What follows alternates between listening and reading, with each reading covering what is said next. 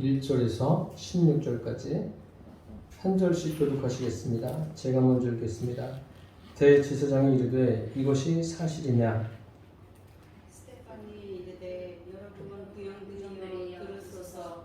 우리 조상 아브라함이 하란에 있기 전 메소포타미아에 있을 때에 영광의 하나님이 그에게 보여 이르시되 내 고향과 친척을 떠나 내가 네게 보일 땅으로 가라 하시니 아브라함이 갈레아 사람의 땅을 떠나 하란에 거하다가 그의 아버지가 죽음에 하나님이 그를 거기서 너희 지금 사는 이 땅으로 옮기셨느니라. 그러나 여기서 발붙일 만한 땅도 유업으로 주지 아니하시고 다만 이 땅을 아직 자식도 없는 그와 그의 후손에게 소유로 주신다고 약속하셨으며 하나님이 또 이같이 말씀하시되 그 후손이 다른 땅에서 남은 해가 되리니 그 땅 사람들이 종으로 삼아 400년 동안을 괴롭게 하리라 하시고 또 이르시되 종 삼는 나라를 내가 심판하리니 그 후에 그들이 나와서 이곳에서 나를 섬기리라 하시고 할례의 언약을 아브라함에게 주셨더니 그가 이삭을 낳아 여드레 만에 할례를 행하고 이삭이 야곱을 야곱이 우리 12조상을 낳으니라. 여러 조상이 요셉을 시기하여 애굽에 팔았더니 하나님이 그와 함께 계셔 그 모든 혼란에서 건져내사 애국과 국가와 바로 앞에서 은총과 지혜를 주시매 바로가 그를 애국과 자기 온 집의 통치자로 세웠느니라. 그때 애굽과 가나안 온 땅에 흉년이 들어 큰 혼란이 있을세 우리 조상들이 양식이 없는지라 야곱이 애굽에 공식이 있다는 말을 듣고 먼저 우리 조상들을 보내고 또 제차 보내매 요셉이 자기 형제들에게 알려지게 되고 또 요셉의 친족이 바로에게 드러나게 되니라. 요셉이 사람을 보내어 그의 아버지 야곱과 온 친척 75사람을 청하였더니 야곱이 애굽으로 내려가 자기와 우리 조상들이 거기서 죽고 세겜으로 옮겨져 아브라함이 세겜 하물의 자손에게서 은으로 값주고 산 무덤에 장사되니라. 아멘. 사도행전 7장은 스데반의 설교입니다. 설교가 시작되고 설교가 마쳐지고 스데반이 순교하는 내용까지 7장에 기록되어 있습니다. 스데반은 평신도로서 최초의 기독교사의 순교자가 되었습니다. 스데반이 한 이 설교의 내용을 자세히 살펴보면 교회와 신학에 대해서 바른 정립을 할 수 있는 기회가 될 것입니다.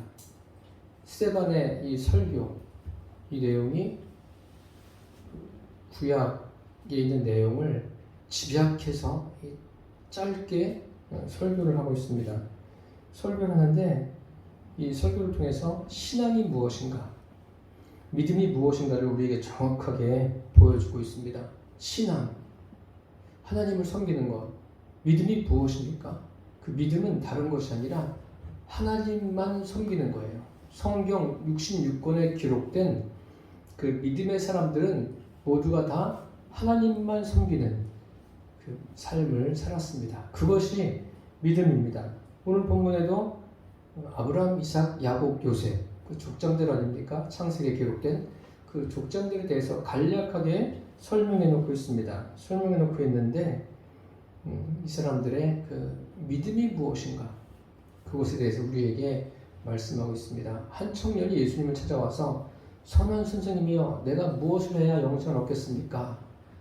이렇게 물었을 때 예수님께서 이렇게 말씀하시죠. 내가 어찌하여 나를 선하다 하느냐? 하나님 한 분 외에는 선한 이가 없느니라. 예수님도 분명 하나님이십니다. 육신을 입고 오신 하나님이신데 그 당시에 청년이 예수님을 볼 때는 하나님으로 본 것이 아니죠. 그러니까 예수님께서 그 청년을 누구에게 집중시키십니까? 오직 하나님께 집중하게 하십니다. 바로 그겁니다. 믿음이란 것은 보이는 사람을 믿는 게 아니라 보이지 않는 하나님을 믿는 거예요.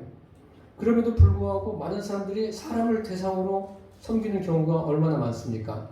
그 신천지는 이만희를 섬기고 안상홍 그 하나님의 교회는 안상홍을 섬기다가 이제 자를 섬기고 있지 않습니까?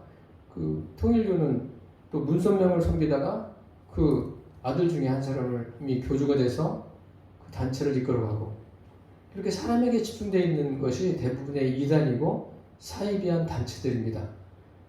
그럼 교회는 어떻습니까? 교회는 그 우리가 말씀대로 하나님께 집중하게 하고 있습니까? 교회도 마찬가지예요. 목회자가 할 일은 성도들이 하나님께 집중할 수 있도록 도와줘야 돼요. 물론 목회자도 하나님께 집중해야죠. 집중하고 함께 있는 성도들이 오직 하나님께만 집중하게, 보이지 않는 하나님을 섬길 수 있도록 해야 되는 게 목회자들이 해야 할 일입니다. 오늘 이 사도행전 7장에 보면은 참 스데반은 이 족장들을 통해서 하나님께 집중하도록 합니다. 그 이스라엘 백성들을 보세요. 이스라엘 백성들, 출애굽한 이스라엘 백성들은 출애굽했음에도 불구하고 왜 모세가 보이지 않으니까 금송아지를 만들고 섬깁니까?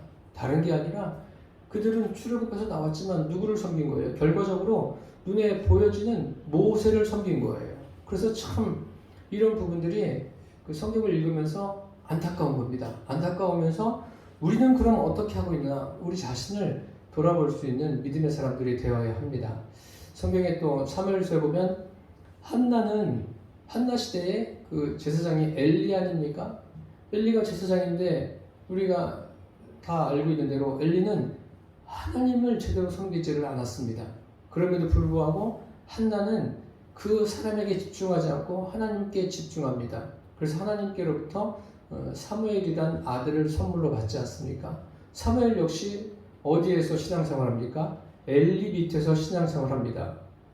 그럼에도 그의 믿음이 하나님 중심의 믿음으로 세워져서 선지자와 사사로서의 역할을 감당하지 않습니까? 우리 이런 면이 중요합니다. 우리가 신앙생활하는 것이 하나님께 집중해야 되는 거예요. 살아계신 하나님, 성삼일체 하나님께 집중할 수 있게 되기를 바랍니다. 그 집중하는 길은 우리의 노력으로 되는 것이 아니라 우리 안에 임하여 계신 성령으로 된다는 것을 성경이 우리에게 입증해주고 있습니다. 그래서 믿음이 무엇입니까? 믿음은 바라는 것들의 실상이요 보지 못하는 것들의 증거다라고 말씀하셨어요. 우리는 하나님의 말씀을 1.1획도 오류가 없는 말씀이다, 그렇게 믿고 있지 않습니까? 그렇게 믿고 있는데 과연 얼마나 내가 그것을 실제적으로 받아들이고 있는가 한번 여러분 생각해 보시기를 바랍니다. 스데반은 지금 오늘 말씀에 이 창세기를 요약한 거예요. 1절부터 16절까지는 창세기를 요약했고 17절부터 38절까지는 이제 모세의 율법에 대해서 이야기하고 39절에서 53절까지는 하나님의 그 성전 초소를 정립하고 있습니다. 이 창세기 때는 그 족장들이 하나님에 대해서 어떻게 알았을까요? 출애굽기에 이런 말씀이 있습니다. 내가 아브라함과 이삭과 야곱에게는 전능의 하나님으로 나타났으나 내 이름을 여호와로는 알리지 않았다. 그럼 누구에게 여호와로 알렸습니까? 모세에게 여호와로 알렸습니다. 이게 무엇을 의미하냐면 하나님은 창세기에서 보면 물론 아브라함도 하나님 앞에 간구하는 그런 내용도 있습니다만 창세기는 흐름이 어떻게 되냐면 하나님께서 일방적으로 역사하는 경우가 많습니다. 그 전능한 하나님을 인간에게 보여준 거예요. 아브라함에게 보여주고 이삭에게 또 야곱에게 요셉에게 보여주십니다. 그런데 모세에게 나타나셔서는 이렇게 말씀하시는 것 아닙니까? 내가 그들에게는 전능한 하나님으로 나타났으나 내 이름을 여호와로는 알리지 않았다. 그런데 모세에게 그렇게 알리신 것 아닙니까? 모세하고는 또 다른 거예요. 하나님이 모세하고는 더 친밀하게 다가가시는 거예요. 사람들에게. 그리고 신약에 와서는 어떻게 된 겁니까? 임마누엘이 된 거예요. 하나님이 성령으로 우리 안에 내주하시는 거예요. 그게 사도행전의 시작입니다. 교회가 시작될 때 하나님은 성령으로 사람들 안에 내주하셨다는 것을 여러분 잊지 않게 되기를 바랍니다. 그래서 그럼 이들이 여기 오늘 본문에 족장들에 대한 이야기가 나오는데 이들을 하나님께서 부르시지 않습니까? 부르시면서 그 장소를 떠나라고 하셔요. 그럼 떠나라고 하는데 아브라함 같은 경우에는 내 본토 친척 아비 집을 떠나 내가 내게 지시할 땅으로 가라. 그래서 떠나지 않습니까? 떠나는데 목적이 뭐예요? 목적이 떠나는 게 목적이 아니라 떠나서 그 옮겨진 그 장소에서 하나님을 섬기게 하는 것이 하나님의 떠나라고 하는 목적입니다. 그래서 아브라함이 떠납니다. 떠났는데 가나안에 이르지 못하고 어디에 도착하죠? 하란에 도착합니다. 그리고 하란에서 그의 아버지 데라가 죽습니다. 이들의 목적지는 어디예요? 목적지는 가나안이에요. 그런데 5절 말씀해 보세요. 가나안이 어떻다고 했어요? 가나안은 발붙일 땅을 전혀 주지 않았다. 그렇게 말씀하고 있습니다. 그리고 어쨌든 아브라함은 그 본토 친척 아비 집을 떠나서 가나안으로 갔습니다. 그런데 발붙일 땅을 주지 않았다. 그렇게 말씀하고 있습니다. 야곱은 어떻습니까? 야곱도 그 고향을 떠나지 않습니까? 어떤 경우로 떠납니까? 에서가 받을 축복을 어머니와 동조해서 자기가 가로채죠. 그리고 어디로 떠나요? 하란으로 떠납니다. 떠나는 길에 하나님께서 야곱에게 약속하시죠. 약속하시고 야곱은 외삼촌 집에서 20년을 머물다가 돌아와요. 떠났다가 돌아옵니다. 그럼 떠나게 하신 목적이 뭐예요? 하란에 가게 하신 목적은 그곳에서도 그 여러 가지 과정을 겪으면서 나를 섬기라는 거예요. 하나님을 섬기게 하려고 그런 과정을 겪게 하신 겁니다. 우리는 성경에서 그것을 볼 수 있어야 됩니다. 그러면 요셉도 떠나지 않았습니까? 요셉은 어떻습니까? 요셉은 강제적으로 형들에 의해서 완전히 그 이방 나라로 가게 된 것 아닙니까? 그곳에서 요셉이 그런 모든 과정들을 겪습니다. 여러 가지 참 힘겨운 과정들을, 고난의 과정들을 겪는데 왜 하나님은 요셉을 그렇게 떠나게 하셔서 그 일을 겪게 하실까요? 그 의미도 똑같은 거예요. 하나님을 섬기게 하는, 하나님의 하나님됨을 알고 하나님을 섬기게 하는 것이 하나님의 목적입니다. 그래서 오늘 9절 말씀해 보십시오. 여러 조상이 요셉을 시기하여 애굽에 팔았더니, 이게 얼마나 참 요셉에게는 충격적이고 괴로운 일입니까? 그 결과가 뭐예요? 그것이 끝이 아니라 하나님이 그와 함께 계셔 그 모든 혼란에서 건져내사 애굽 왕 바로 앞에서 은총과 지혜를 주심에 바로가 그를 애굽과 자기 온 집에 통치자로 세웠느니라. 하나님이 함께 계셨다. 그 이방 나라에 가서도 그냥 그의 인생이 떠나서 끝난 게 아니라, 떠나서 비참하게 된 것이 아니라 그곳에 가서도 하나님이 함께 하시는 것. 그래서 하나님만 섬기게 하시려는 하나님의 일하심인 것을 우리가 알 수 있습니다. 또 이삭도 마찬가지예요. 이삭은 이것을 또 언제 경험합니까? 아브라함이 이삭과 함께 모리아산에 가서 이삭을 번제로 드릴 때, 그때 그 떠남을 경험하지 않습니까? 이삭은 죽은 거나 마찬가지예요. 그 죽은 자 가운데서 도로 받은 사람, 그런 사람이 된 거예요. 떠났다가 그러면서 그 일을 겪으면서 이삭에게는 또 하나님에 대한 그러한 믿음, 하나님께 집중할 수 있는 그러한 믿음이 생겨났다고 볼 수 있습니다. 그래서 하나님의 목적은 다른 데 있는 것이 아니라 떠나는 것의 목적은 하나님의 하나님됨을 제대로 알고 하나님을 섬기라는 것, 그것이 하나님의 목적인 줄 믿습니다. 그것을 우리가 절대 놓치지 않게 되기를 바랍니다. 그런데 사람들은 한 가지 아닙니까? 떠나는 것 따로, 또 그것을 하나님 섬기는 것 따로가 아니라 떠나면서 그 과정을 다 겪으면서 그곳에서 살아계신 하나님, 함께 하신 하나님을 만나고 그분과 하나가 되는 거예요. 그래서 하나님의 능력으로, 하나님의 역사하심으로 삶이 사라지는 거예요. 물론 그 족장들의 시대에는 하나님이 그들 안에 내주하지는 않으셨습니다. 하나님이 내주한 건 언제라고 그랬습니까? 오순절에 성령이 각 사람에게 임하셨을 때, 그때 각 사람에게 성령이 하나님이 내주하신 거예요. 지금 우리는 어떻습니까? 하나님은 우리 안에 계십니다. 내 주에 계십니다. 그러면 하나님과 우리와 분리된 삶을 살아갑니까? 그렇지 않습니다. 그래서 여러분들이 그 믿음이란 것은요, 구약도 마찬가지고 신약도 마찬가지고 이원론적인 신앙이 되어서는 안 돼요. 하나님 섬기는 것 따로 내가 어떤 의지로 내 행위로 뭐 이렇게 해야 되겠다. 이거 이렇게 구분돼서 하시면 안 되는 거예요. 이게 어떻게 되는 거예요? 하나가 되는 거예요. 하나가. 제가 지금 말씀드렸지만 대표적으로 요셉 같은 경우에 그런 거 아닙니까? 채색옷만 입다가 아버지가 얼마나 요셉을 극진하게 대우해 줬습니까? 그러니까 다른 형제들이 시기하지 않습니까? 그랬다가 노예로 팔렸어요.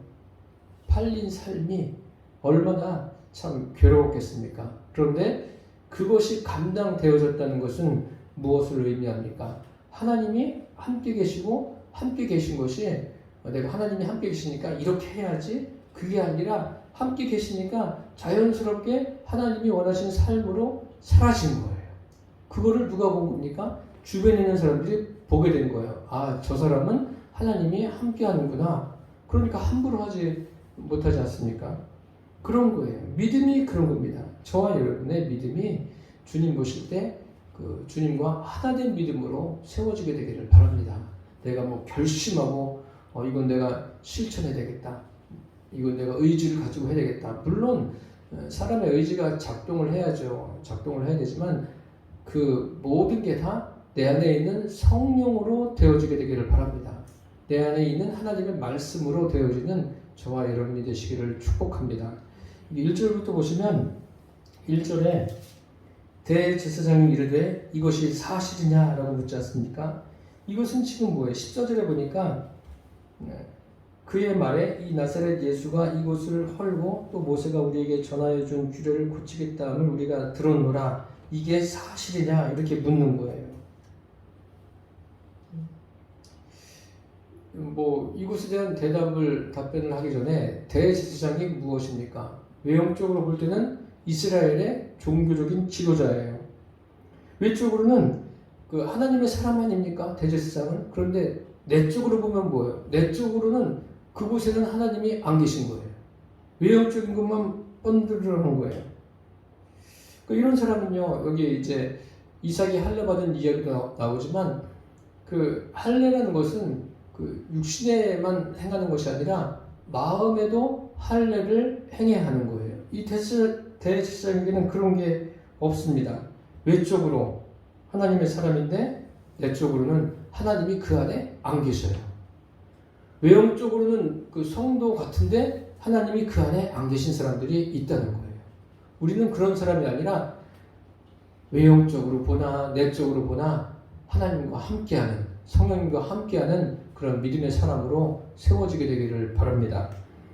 2절에 보니까 스데반이 이르되 여러분 부형들이여 들으소서. 우리 조상 아브라함이 하란에 있기 전 메소포타미아에 있을 때에 영광의 하나님이 그에게 보여라고 했습니다. 우리 조상 아브라함은 믿음의 조상 아닙니까? 이스라엘 백성들이 굉장히 귀하게 여기는 사람 중에 한 사람이에요. 그 누가복음에 보면 그 부자와 나사로의 비유가 나오지 않습니까? 거기에서 부자가 그 고통받는 곳에서 뭐라고 이야기하죠? 아버지 아브라함이요. 이게 뭐예요? 아버지 하나님이요. 이런 거나 마찬가지예요. 이런 의미가 있다는 거예요. 아브라함이 하나님이라는 의미가 아니라 아브라함에 대해서 사람들이 그렇게 이스라엘 사람들이 생각한다는 거예요. 그것을 여러분들이 의미적으로 알고 계셔야 됩니다. 이 아브라함이 분명히 부름을 받았어요. 부름을 받아서 어디로 갔습니까? 가다가 하란에서 머문 것 아닙니까? 하란에서 그의 아버지 데라가 죽습니다. 그러면은 왜 하란을 갔을까요? 목적지가 가나안이에요. 가나안인데 아브라함이 부름을 받고 가나안으로 간 게 아니라 어디로 간 거예요? 하란으로 간 거예요. 그 이스라엘 백성들이 출애굽할 때 목적지가 어디죠? 가나안이에요. 적과 꿀이라는 약속의 땅 가나안. 그런데 출애굽 1세대가 어떻게 됩니까? 광야에서 다 죽습니다. 지금 그런 의미예요. 그래서 이 아브라함에 대해서 이렇게 이런 이야기를 하는 분들이 많죠. 목사님들도 이 이야기가 재밌어서 그렇게 하는 건지 모르겠는데, 아브라함의 아버지 데라가 그 직업이 뭐였는지 아세요? 우상을 만들어서 파는 직업을 갖고 있었어요. 그런데 우상을 만들어서 팔다 보니까 어느 날 아브라함이 그걸 보고서 우상을 다 때려 부셨어요. 부수고 그 막대기를 가져다가 큰 우상 한두 개 남은 거에다가 쥐어준 거예요. 아버지가 돌아와서 보니까 우상을 팔아서 먹고 사는데 다 깨진 거 아니에요. 그리고 깜짝 놀라가지고, 야, 이게 도대체 어떻게 된 일이냐? 아브라함이 그런 거예요. 저 큰 놈이 다 이렇게 했어요. 그러니까 아브라함이 보고 있다가, 야, 말 못하는 돌이 움직이지도 않는데 어떻게 저걸 부수냐? 그러니까 아브라함이, 아버지 보세요. 이 말 못하는 거 우상인데 왜 이걸 가지고 장사를 하십니까? 그래서 아브라함의 아버지 데라가 깨닫고서 아브라함을 따라서 나왔다는 그러한 성경이 아니라 설화예요. 그래서 뭐 그냥 한 귀로 듣고 한 귀로 흘리기에는 뭐 좋은 얘기지만, 그래도 제일 중요한 건 뭐냐면 이런 설화보다도 성경이 제일 중요합니다. 성경이 무엇을 말씀하는가, 그게 중요해요. 3절에 보세요. 이르시되 내 고향과 친척을 떠나 내가 내게 보일 땅으로 가라. 하나님이 뭐 아브라함과 상의해서 말씀하신 것이 아니라 일방적으로 말씀하시는 거예요. 이것이 바로 어떤 의미냐면 전능하신 하나님이에요. 창세기에는 이런 게 참 많습니다. 또 그런데 출애굽기나 여호수아서에 보면은 하나님이 명령도 하시지만 또 대화하시는 부분들이 창세기 비해서는 훨씬 많습니다. 그러면은 이렇게 하나님께서 그 일방적으로 역사하시는 게 목적이 아니죠. 이렇게 떠나려고 하는 목적이 있지 않습니까? 떠나려는 것은 뭐예요? 그 잊어버리라는 거예요.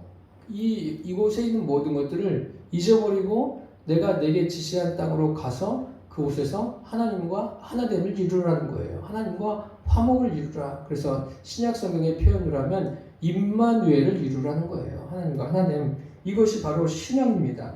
그래서 요한복음 3장 5절에 제가 중요하다고 말씀드리지 않았습니까? 물과 성령으로 거듭나는 것. 그 물이 뭐예요? 물이 떠나게 하는 거예요. 죽음이에요. 죽고 성령으로 새롭게 살아나는 거예요. 그래서 이런 관계들을 여러분들이 제대로 알고 있어야 됩니다. 그래서 떠났다가 새롭게 사는 것, 성령으로 사는 것, 성령님과 하나 되는 거예요. 믿음은 성령님과 나와 하나 되는 거예요. 일체가 돼가지고 삶을 살아가는 겁니다. 성령님과 함께 말입니다. 내 혼자서 일방적으로 가는 게 아니라 성령님과 함께. 그것이 바로 하나님을 기쁘시게 해드리는 겁니다. 4절에 보십시오. 아브라함이 갈대아 사람의 땅을 떠나 하란에 거하다가 그의 아버지가 죽음에. 그러니까 명령을 받고 가는데 어디로 간 거예요? 하란으로 간 거예요. 직접 가나안 땅으로 간 게 아니라 하란에 머물게 된 겁니다. 머물게 됐다는 것을 뭐 여러 가지 긍정적으로 평가할 건 없어요. 어쨌든 거기에 머무릅니다. 머무르는데 이것은요 어떤 그 하란이란 그런 장소에 머무는 공간적인 개념보다도 영적인 개념이 더 앞서는 겁니다. 영적인 게 더 중요한 거예요. 왜냐면은 이 내용은 창세기 11장에 있는 거거든요. 하란에 거기에서 이제 죽은 거는 아버지가. 그리고 12장 1절에 어떻게 나와요? 아브라함이 하나님이 말씀하시지 않습니까? 내 보통 지적 아베집을 떠나 내가 내게 지시할 땅으로 가라. 그렇게 성경이 이어집니다. 그래서 중요한 것은 그 하나님의 말씀을 받고 그 말씀을 그대로 순종할 수 있는. 그런데 여러분 순종이란 게 역시 제가 말씀드리는 거예요. 어떤 의지적인 순종도 때로는 필요하겠지만 우리의 순종은 의지보다 어떤 순종이 돼야 돼요? 성령으로 말미암는 자연스럽게 되는 그러한 순종이 필요합니다. 그게 주님이 원하시는 거예요. 지금 여기 보세요. 그 다음에 데라가 죽었어요. 죽은 다음에 어떤 일이 생깁니까? 우리 7장 4절 그 중간 이하부터 같이 읽겠습니다. 하나님이 그를 거기서 너희 지금 사는 이 땅으로 옮기셨느니라. 놀랍지 않습니까? 하나님이 그를 거기서 너희 지금 사는 이 땅으로 옮기셨느니라. 앞뒤 그 가운데 거 다 빼고 앞에 거 뒤에 거 하면 어떻게 돼요? 하나님이 이 땅으로 옮기셨느니라. 하나님이 강력하게 역사하신 거예요. 아브라함이 어떤 의지가 발동되고 믿음이 막 좋아가지고 그렇게 된 것이 아니라 하나님이 하시고 계신 거예요. 그걸 우리가 인정하지 못할 때가 많아요. 내 인생은 하나님이 주관해 가신다. 그것을 믿고 살아가는 사람과 믿지 않는 사람과는 삶을 대하는 태도가 달라요. 하나님이 그를 거기서 옮기셨다. 아브라함이 하란에서 떠날 수 있도록 누가 역사하신 거예요? 하나님이 역사하신 거예요. 그러니까 아브라함이 갈대아 우르에서 나와가지고 하란에 갔다가 다시 오게 됐는데 이런 모든 과정들이 하나님의 역사하심이에요. 아브라함의 어떤 의지가 먼저가 아니라 하나님이 그에게 역사하셔서 그 일이 이루어진 거예요. 저와 여러분의 삶도 내 안에 계신 성령으로 말미암아 그 삶이 사라지게 되기를 바랍니다. 그러니까 우리가 어떤 결심을 하고 어떤 일을 하는 것도 필요하겠지만 그 결심 이전에 내가 의지가 발동하기 이전에 성령님이 나를 먼저 주관하게 해달라고 구하게 되기를 바랍니다. 그래서 성령에 이끌리고 하나님의 말씀에 인도함 받는 그러한 믿음의 사람으로 세워져야지 어떤 문제 앞에서도 어떤 시험 앞에서도 내 앞에 다가오는 여러 가지 사건들 앞에서도 지혜롭게 대처해 나갈 수가 있어요. 그렇지 않으면 낭패를 볼 때가 참 많습니다.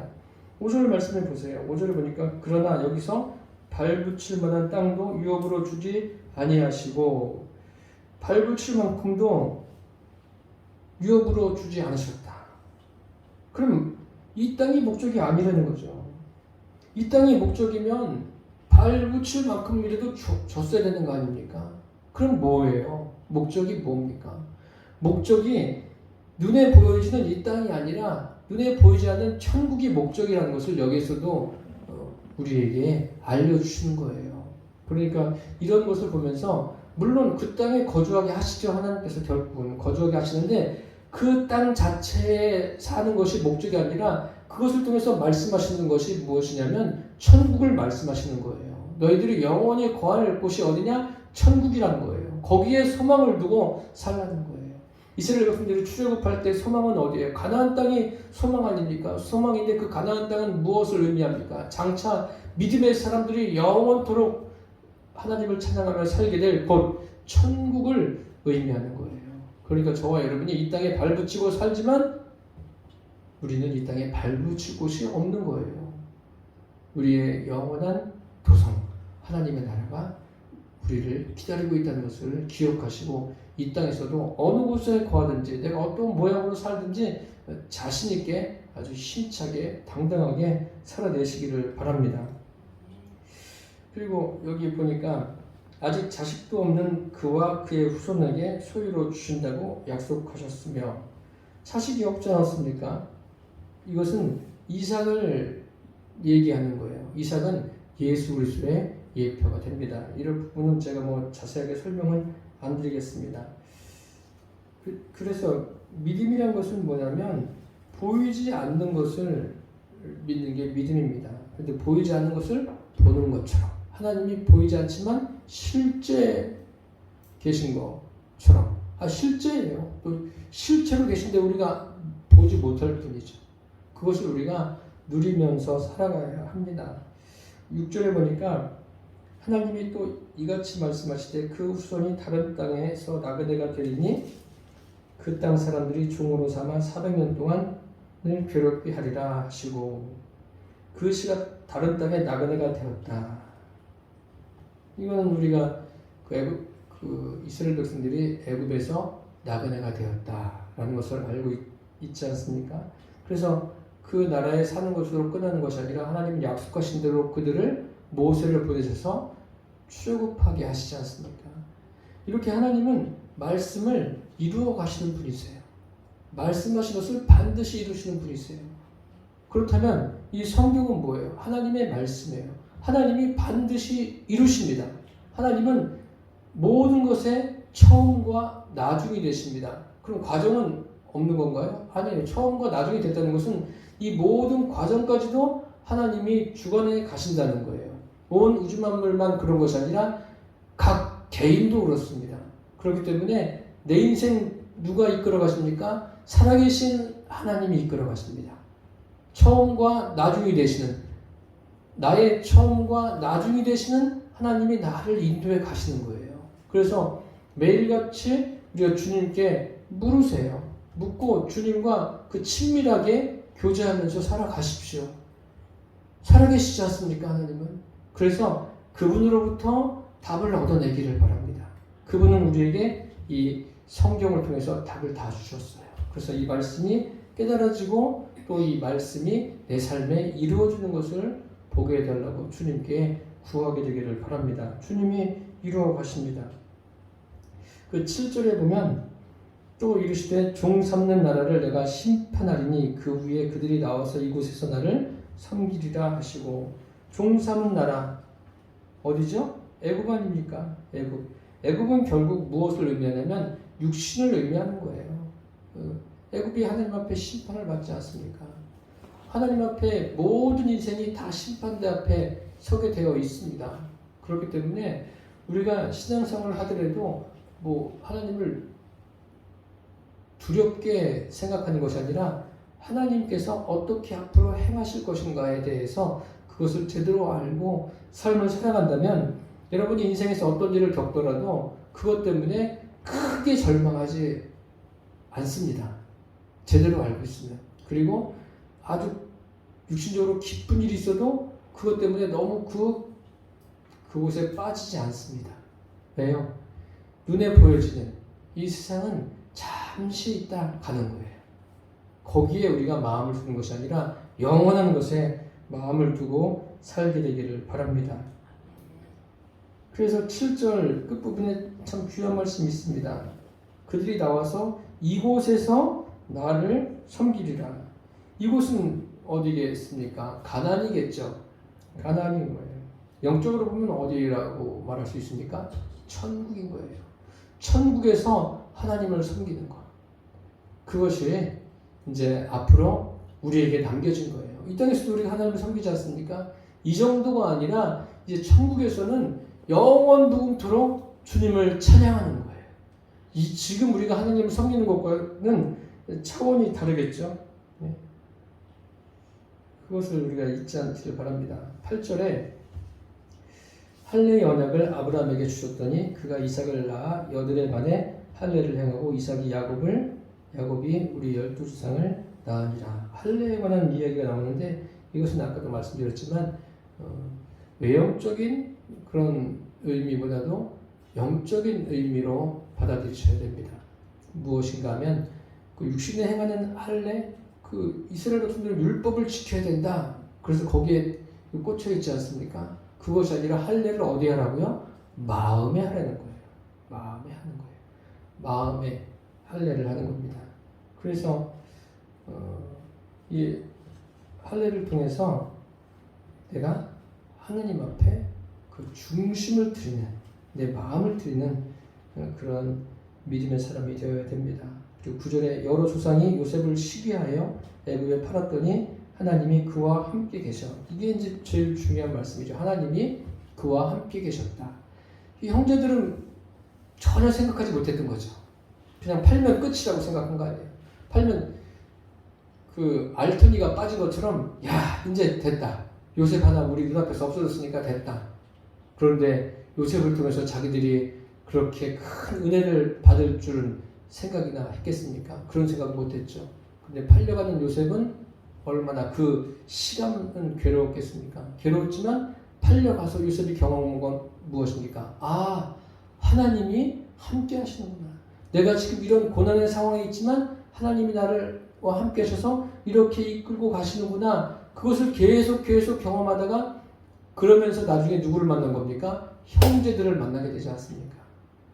그게 이제 요 뒤에 계속 나오는 이야기입니다. 그래서 그 모든 환란에서 하나님이 건지셨다. 건지신 게 뭐예요? 하나님이 함께 하시는 것이 건지시는 거예요. 하나님이 함께 하시는 그 자체가 내가 있는 어떤 환경 속에서 나를 건지시는 거예요. 성경이 변화되는 게 나를 건지는 게 아니라 하나님이 내가 겪는 이 일 속에 하나님이 여기 함께 계시는구나. 그것을 내가 알고 믿고 따르게 된다면 그것이 하나님이 나를 건지시는 거라는 거예요. 무슨 말씀인지 아시겠습니까? 이게 믿음이에요. 하나님이 함께 하시는 거. 하나님이 실제로 함께 하십니다. 추상적인 게 아니에요.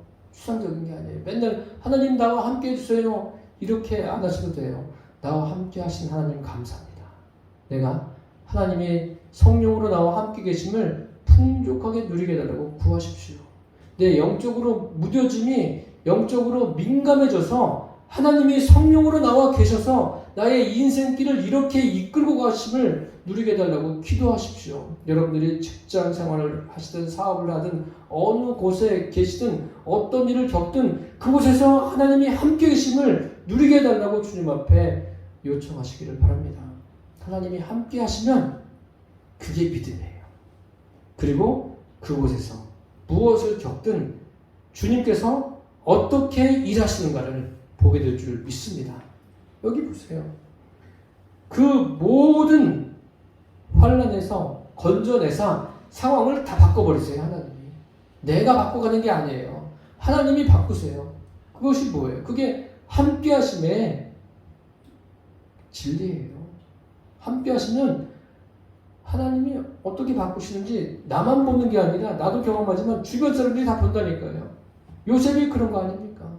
요셉의 형제들까지도 긴 시간이 지나서 그것을 다 보지 않습니까? 사랑하는 성도 여러분, 이 스데반의 설교는 참 우리의 신앙과 또 교회가 무엇인가를 제대로 정립하게 하는 귀한 말씀입니다. 이 말씀을 우리가 잘 우리 안에도 정립해서 우리가 시간이 갈수록 믿음이 성숙하게 되기를 예수님의 이름으로 축원합니다. 기도하겠습니다.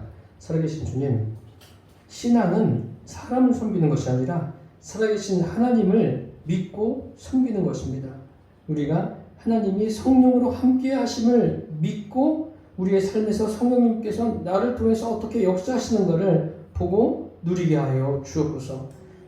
아브라함, 이삭, 야곱, 요셉만 하나님과 함께한 것이 아니라 하나님은 그들보다 우리와는 더 친밀하게 함께 하심을 믿습니다. 성령으로 함께 하시는 하나님을 날마다 누리게 하여 주옵소서. 예수님의 이름으로 기도드립니다. 아멘.